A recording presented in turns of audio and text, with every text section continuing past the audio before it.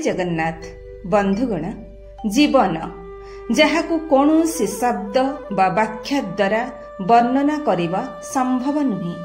यह एक अनुभव जीवन यह सबु किछि को जोड़ी रखिछि एवं सबु किछि सह निजे मध्य जोड़ी होइकी अछि।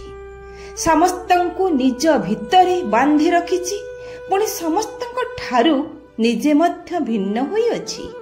जीवन यह अमृत परि नुहे बरं यह सूर्य किरण परि।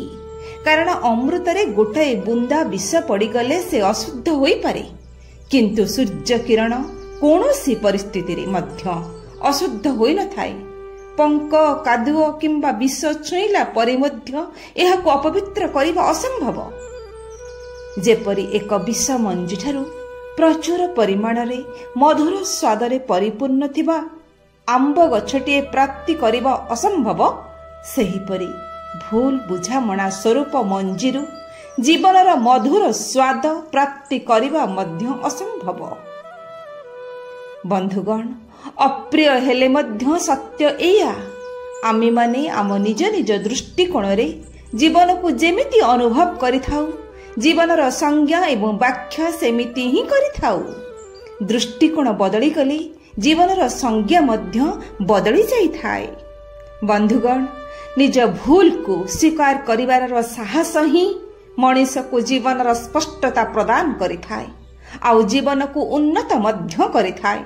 आउ सेही साहस एवं त्याग प्रेम एवं भक्तिर गर्भरु ही जन्म नहीं थांती। अर्थात जहांक हृदय रे प्रत्येकंक पई प्रेम अछि, पिता माता गुरु गुरुजन देवतांक प्रति भक्ति अछि, सेही मानंकु ही साहस आउ त्याग एही दुईटी अमूल्य जिनिस प्राप्त होई पारे। बंधुगण कौनसी परिस्थिति रे हारि जिबा परे निज हार को खोला हृदयर सहित आमे जदि स्वीकार करि परिबा ताहले आमे हारिकी मध्य निज मन को जीति परिबा।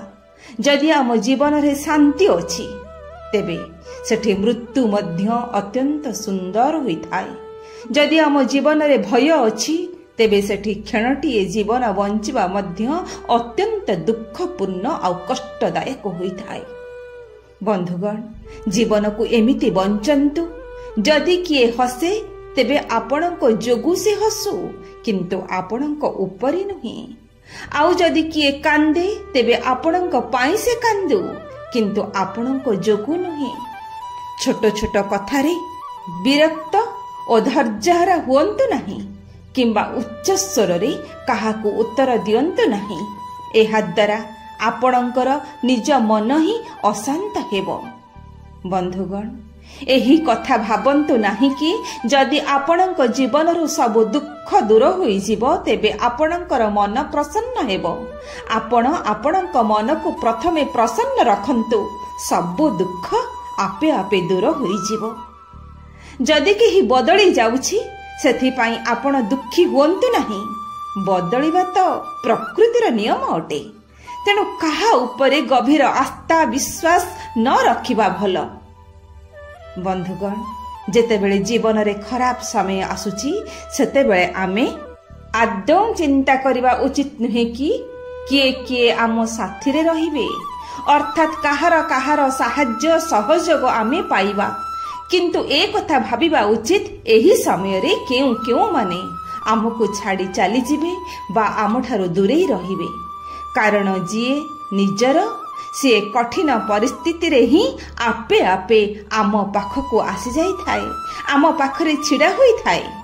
बंधुगण जेतेबेले जीवन रे एमिति समय आसे जेतेबेले कौन करिबाकू हेबो किछि बुझी हुए नाही, किछि निर्णय करी हुए नाही, सही समय रे सब किछि परमात्मा को ऊपर छाड़ी देबा ही आवश्यक। बंधुगण मनुष्य ता जीवन रे जदि दुखी होई थाए तेबे एही 10टी कारण पाई से दुखी होई थाए। प्रथम रे डेरी रे सोईबा आउ डेरी रे उठिबा। 2 रे टंका पैसार कारबार कला बेले तार हिसाब न रखिबा। तृतीय रे परिवार समाज सांगसाथी बंधु बांधव आदि काहा पाई भी किछि न करिबा। चतुर्थ रे सब बेले निज पाई ही चिंता करिबा। पंचमरे सबुबेले निज करिबा कथाकू बा कहिबा कथाकू सत्य बोली प्रमाण करिबा पई चेष्टा करिबा। षष्ठरे काहाकू भी विश्वास को न आनिबा। सप्तमरे बिना कारण रे मिछ कहिबा। अष्टमरे कौनसी भी कार्य निर्दिष्ट समय रे न करिबा। नवमरे अनावश्यक स्थले अन्य को उपदेश देवा। दशमरे अतीतरे बितेइथिबा सुख को स्मृति करी मने पकेइबा। एही 10टी कारणरू मनुष्य दुखी होइथाय। बंधुगण, मनुष्य जीवन रे प्राप्त होइथिबा 4टी जिनिस जदि भूल थांती तेबे ताहा मनुष्य को अबाटरे नहीं जाई थांती।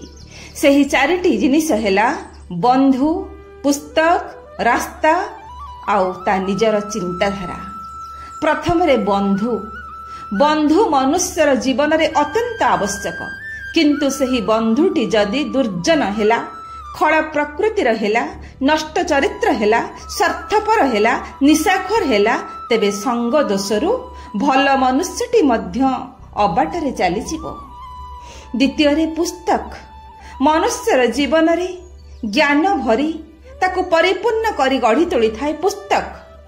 गीता, भागवत, रामायण, महापुरुषंक जीवनी, नीतिबाणी आदि सहित ज्ञान विज्ञानर अनेक पुस्तक अछि जहा मनुष्य को ठीक मार्गदर्शन देइथांती। किंतु ता परिवर्ते मनुष्य हाथ रे जदि सस्ता उपन्यासटीए पड़े, विपथगामी हेबा खराब पुस्तकटीए पड़े, तेबे ताहार प्रभावरू से किपरि मुक्त हेबो? ज्ञान परिवर्ते अज्ञान ताकू अबाटकू नहीं छिबो। तृतीय रे रास्ता, अर्थात जीवन रे केउ रास्ता रे चलिले लक्ष्य स्थल रे पहुंची हेबो।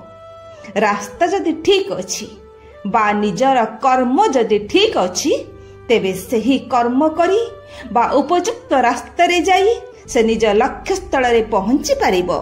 नचेत कर्म बा रास्ता जदि भूल थाए तेबे से अबाट रे जाई निजे निज जीवन को दुर्विसह करिदेबो। चतुर्थ रे बंधुगण, तार चिंताधारा। मनुष्यर चिंताधारा ही ता मनरे कौनसी कर्म पई संकल्प दृढ़ करिथाय। संकल्प दृढ़ थिले लक्ष्य हासिल कराई जाई पारे, उन्नतिर सोपान रे पहुंची हुए। जदि मनुष्यर चिंताधारा रे सस्ता मानसिकता प्रवेश करे, जदि मनुष्यर चिंताधारा रे अमृतमय दिव्य भावना न थाए, जदि मनुष्यर चिंताधारा रे निस्वार्थपर उत्सर्गीकृत सेवापरायण भाव न थाए, तेबे सेही संकीर्ण चिंताधारा बा सेही संकीर्ण मानसिकता को नहीं से कूपमंडक होई रही जीव सिना, किंतु समाज कल्याण मूलक कौनसी महत कर्म से कदापि करि परिबो नाही कि ज्ञान विज्ञानर शिखर रे पहुंची निज आत्मार कि जगतर कल्याण करि परिबो नाही। निजर चिंताधारा ही ता निज जीवनर शत्रु किंबा मित्र होई थाए। से जेमिति भाबिबो सेमिति पाइबो। तेणु सर्वदा उच्च चिंता महत चिंता करी निज जीवन को महत करी गढ़िबा प्रत्येक मनुष्यर कर्तव्य हेबा उचित। फलरे जीवन जंत्रापूर्ण नुहे, जीवन परम तृप्ति आनंद आउ शांति रे भरी जीव। जय जगन्नाथ।